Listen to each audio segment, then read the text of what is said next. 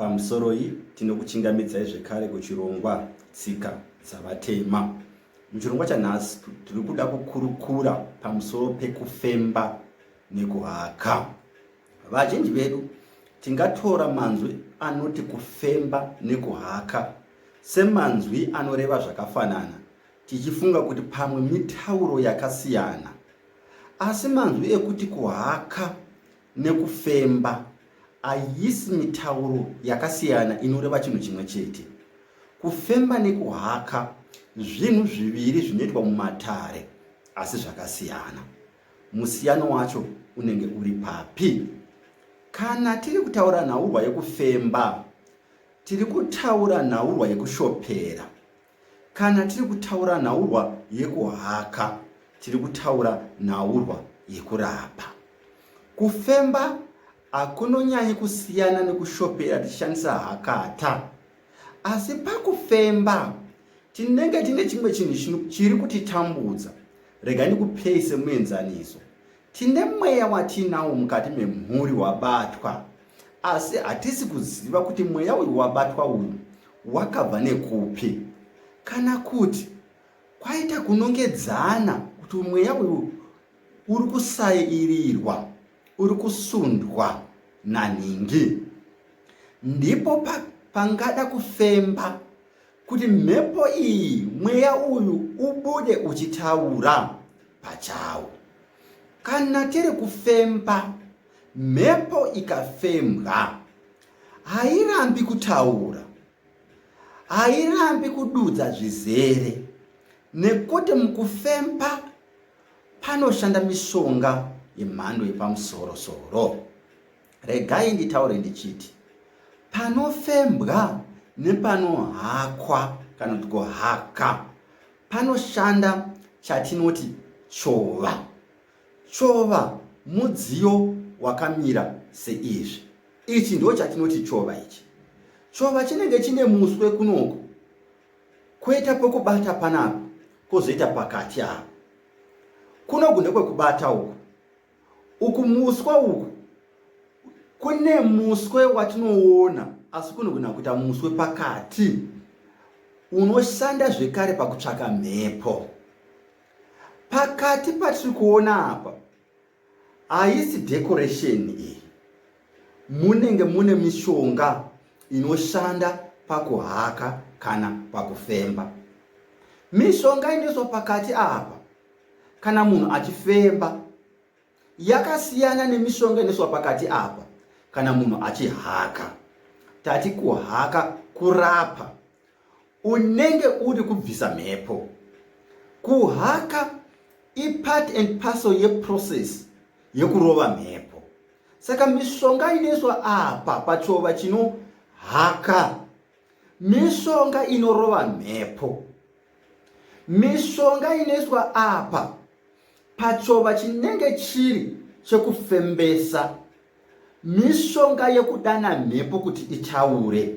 Ndosaka ndati kufemba, kushopera, kuhaka, kurapa, nekuti tiri kurova mhepo. Haikona kuzoti kwai sekuru tauya toda kufembwa kwamura, ichi hachisi chova chekufembesa ichi. Ini handikwanisi kufemba. Ichi chova chokuhaka. Regai tiende mberi nehurukuro yedu tichitaura pamusoro pekufemba nokuhaka. Ndati kana tiri kuhaka, tiri kurova mhepo kuti iende. Tiri iprocess yokurova mhepo, yokubvisa mhepo. Panofembwa hapasi kubviswa mhepo. Kana mhepo ikafembwa, kana ari munhu ari kurwara, hazvirevi kuti achanaka, nokuti mhepo iyoyo inogona kuzotaura zvainoda kuti munhu anake. Tiri kutaura nezvemweya inenge iri mumadzinza, inenge isina kumira zvakanaka. Kana mhepo ichinge yafembwa, mhepo inotaura iri pan'anga kana kuti pana chiremba. Kana ndipe semuenzaniso, ndoti ndini ndafemba, ndinonofemba mhepo iyi, ndanoifemba mhepo iyi, inouya yogara pandiri, yochitanga kutaura, hairambi kutaura kana ichinge yafembwa. Kana mhepo iri pandiri yandafemba yakutaura inobvunzwa, ikabvunzwa kuti ndiwe ani, mhepo inogona kuti imi hamundizivi, kana kuti pamuri hapana wandinoziva. Wandinoziva ndinhingi, inototaura munhu wamunoziva. Akanditora kwakati, akati ndiite basa rakati. Hairambi kutaura kana yafembwa, inokupai zvizere, nokuti basa rekufemba nderekubudisa beyond reasonable doubt kuti mhepo yatiri kushanda nayo iyi yakamira sei. Saka inonyatsokutsanangurirai zvakazara. Ukaona mhepo ichinzi yafembwa asi yobuda isingatauri zvakazara, hapana kufembwa kwaitika ipapo. Pandone chikuruku chiri kuitika. Inokutsanangurirai zvizere.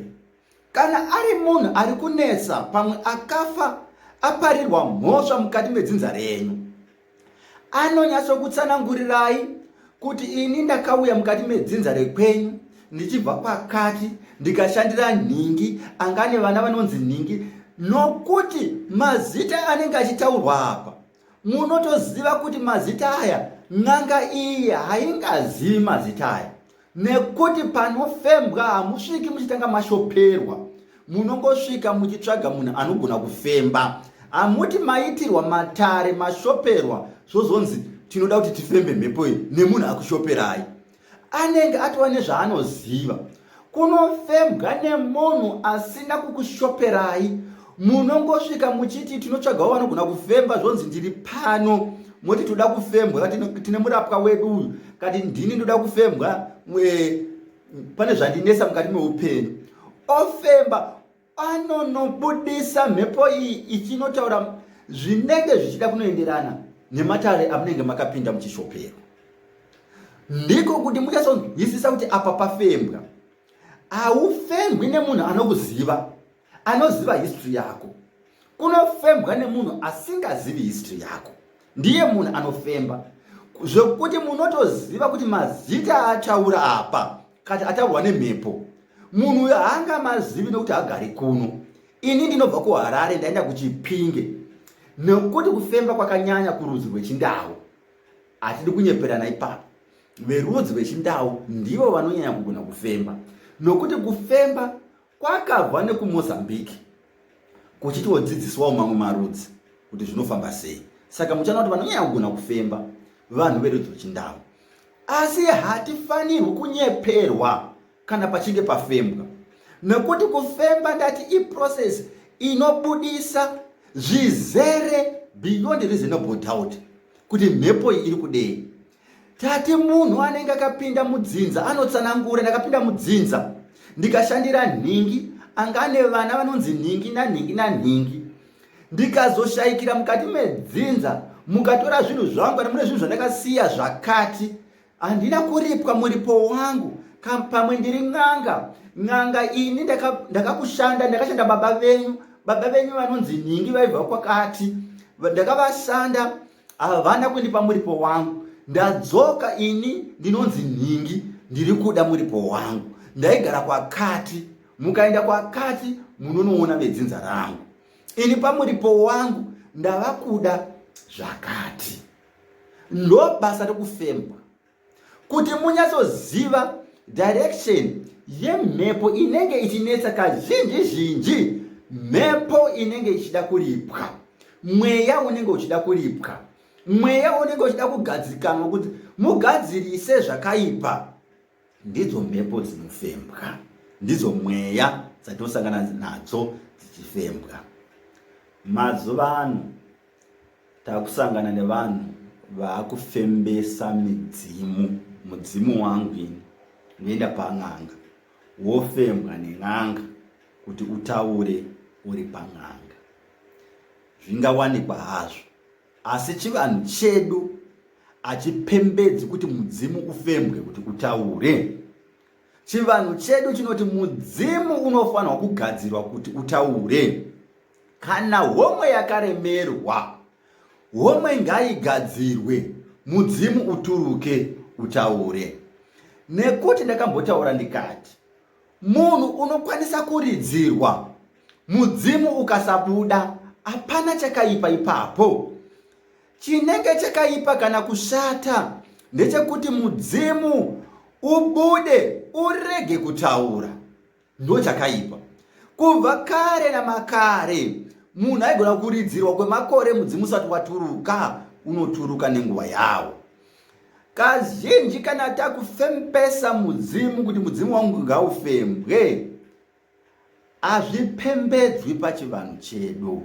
Mudzimu wakagadzirirwa kuti ubude pahomwe, uchitaura uri pahomwe, uchironga uri pahomwe, kwete kuti mudzimu unonzi unofembwa. Ngatingotiwo mudzimu wafembwa, chinoda kubetserana ipapo.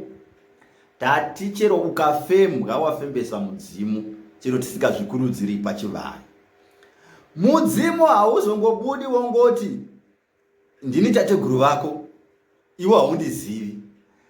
Tati nhaurwa yekufemba ndeyekuti zvibude beyond reasonable doubt, zvizere. Unotofanirwa kuchitsanangura zvizere, handiti watochenda kufembwa, nokuti mizhinji midzimu inoramba kufembwa, haibudi ichifembwa, haibudi chero ng'anga sei, nokuti dai mudzimu yangotenda kufembwa ingadai ichibiwa.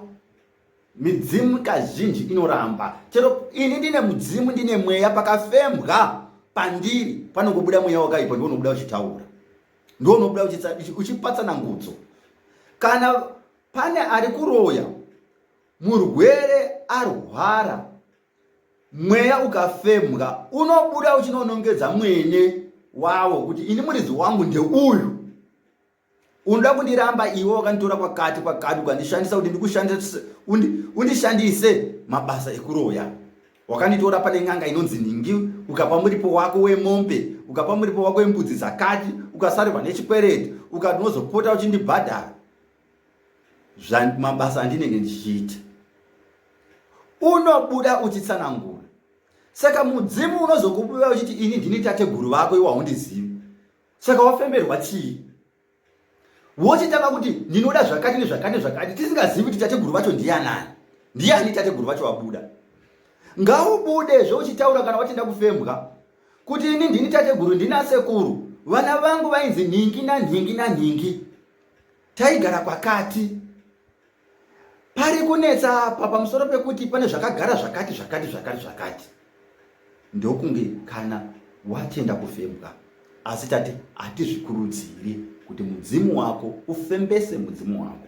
Gadzirwa, wagadzirwa, homwe yagadzirwa, yachena, mudzimu ngauturuke nenguva waridzirwa, ngauchituruka. Kana uchituruka wotaura. Tiri panhaurwa yekufemba, tizive mashandiro anoita kufemba, kuti kufemba kunofanira kubudisa zvizere. Chero wafembesa mudzimu, haungobudi ndini tateguru, ndaita matare nana nehanda nana chaminuka nanani. Ngautsanangure zvemudzinza, zvaunoziva mudzinza mawo. Haikona kutaura zvana chaminuka nana nehanda, hazvisi zvedzinza.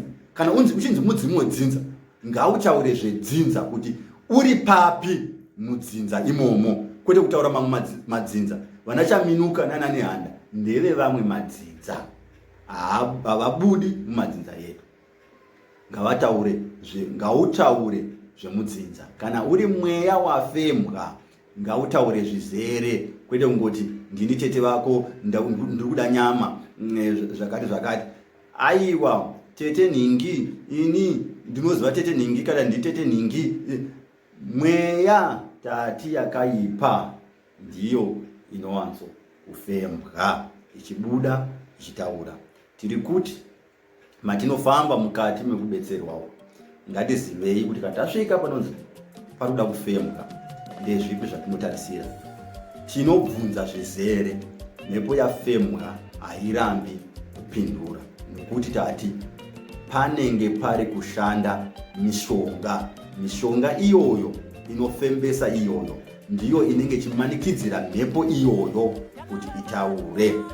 Kana mhepo ikafembwa ikasataura, zvinotoreva kuti yaramba kufembwa, pakutoitwa chikuruku chanenge chichitaura. Ndizvo zviri pakufembwa, pakuhaka tati mhepo inohakwa haitauri nokuti iri kurova ichibva ichienda. Basa rekuhaka mhepo, kurova mhepo, kubvisa mhepo, kurapa, kufembwa, kushoperwa. Ndatenda ndini sekuru venyu, sekuru Makona. Musare zvakanaka. Umqambisi, the African teacher.